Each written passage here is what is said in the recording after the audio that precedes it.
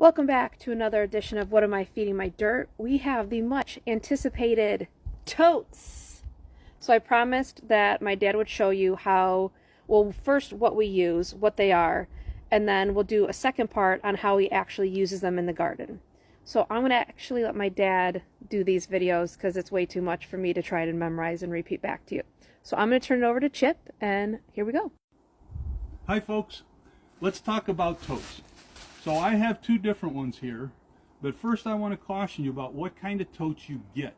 These are 250 gallon totes. They actually make bigger ones that are 300 gallons, but what's important is what's inside the tote before you get them.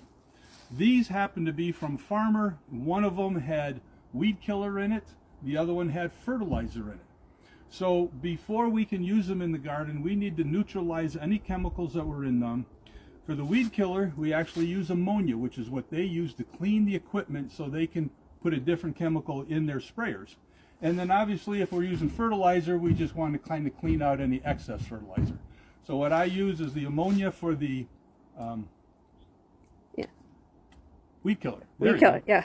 And then when I'm done cleaning with ammonia, we clean it with Simple Green, a nice organic cleaning solution. We use a Simple Green on here, and then we can put them into our garden and put our soil in so we can grow them.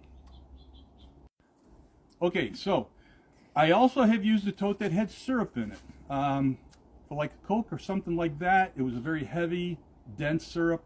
Once again, that was a food grade container. If you can find food grade containers, I recommend them highly. Although they can be expensive if you have to buy them.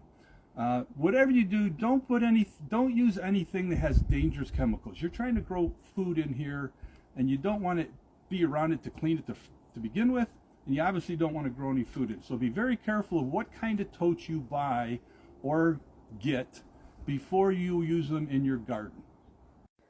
All right, so there's your first lesson on totes. I will be back with part 2, and we're actually going to show you how we take them out of the cage, and then how we would cut them and all that to get them ready to use in the garden. Thank you for joining me for What Am I Feeding My Dirt?